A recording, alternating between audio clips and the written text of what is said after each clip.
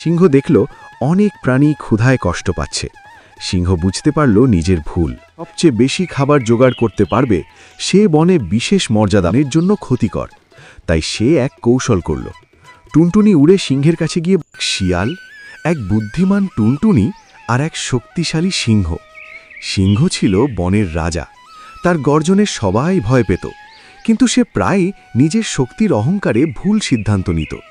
শিয়াল ছিল খুব ধূর্ত, সবসময় নিজের লাভ খুঁজত।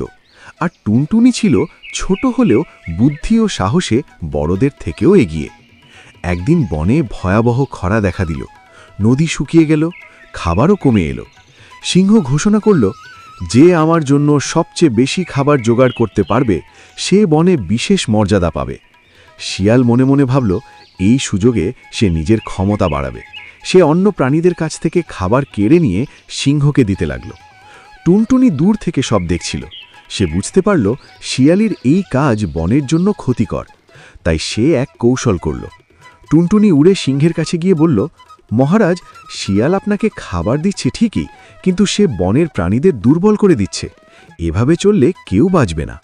সিংহ প্রথমে রাগ করল, কিন্তু টুনটুনি বলল, শক্তি শুধু গায়ে নয়, বুদ্ধিতেও হয়। তারপর সে সিংহকে নিয়ে বনের উঁচু পাহাড়ে গেল।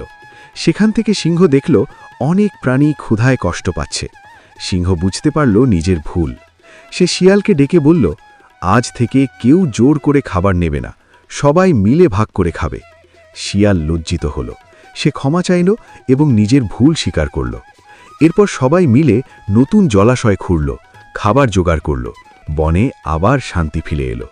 বন্ধুরা, আজকের গল্পের নীতিশিক্ষা হচ্ছে, শক্তি নয়, বুদ্ধি ও ন্যায়ই প্রকৃত নেতৃত্ব।